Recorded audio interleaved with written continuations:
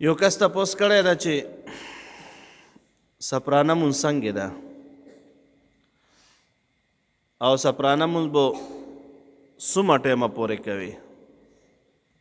نو زموږ فقهای عظام فرمایي چې یو سړی روان دی یو علاقې ته، فقهای عظام لیکي چې هغه مزل د اوښانو 3 ورځې او 3 شپې ده.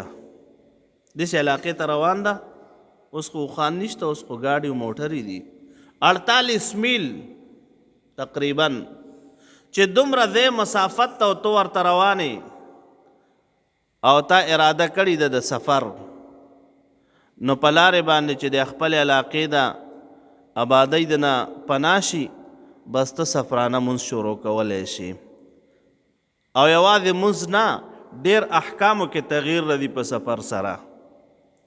یو سړی ده چې مونځ کوي نو مازدیګر 4 رکعاته دي که نه، دا به 2 رکعاته کوي، او سار به 2 رکعاته کوي، ځکه سار کې خو ته کمی نه راځي. ماښام به 3 رکعاته کوي، ماسپښین مازدیګر او ماسخوتن دا به 2 رکعاته کوي. او کو زمونږ علماء کرام فرمایي کو چرته داسې تادی کې نه وي، په آرام سره سفر وي، نو خیر د سنت تیم کوي، واجبات خو به خود کوي خو سنت تی ورسره هم کوي. او که نه په تادی کې ده نو بیا کو سنت تی نه پاتې شي نو واجبات به وکړي او فرایض به وکړي، خو فرایض به نیم کوي، 2 رکعاته به کوي. او یو سړی د یو علاقې ته روان ده، خو چې ده ګورې د 15 ورځو نیت یې کړی ده یا د 15 ورځو نه زیات،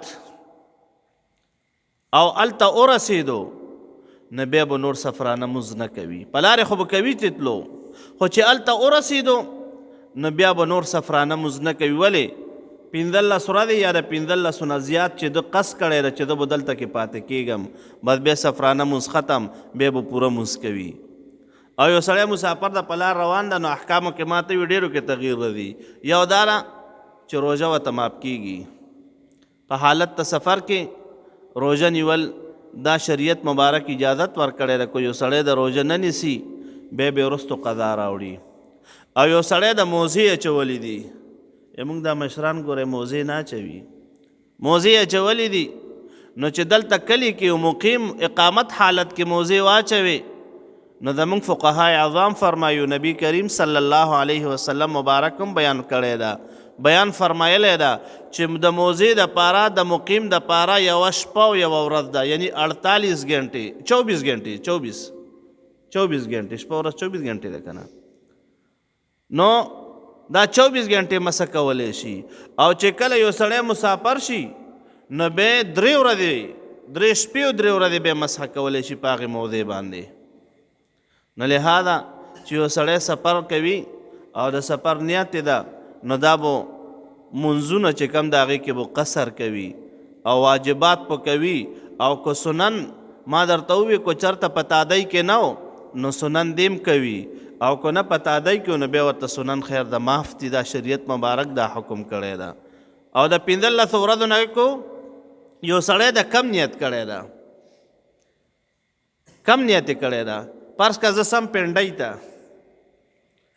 دا نیت کړی ده پنډۍ ته ځم او بس یو 15 ورځو کې مې کار کېږي او بیا واپس راځم، نه دا به په لارې باندې هم سفرانه مونځ کوي، او هلته چې 15 ورځې پاتې ده نا 15 ورځې به هم سفرانه مونځ کوي.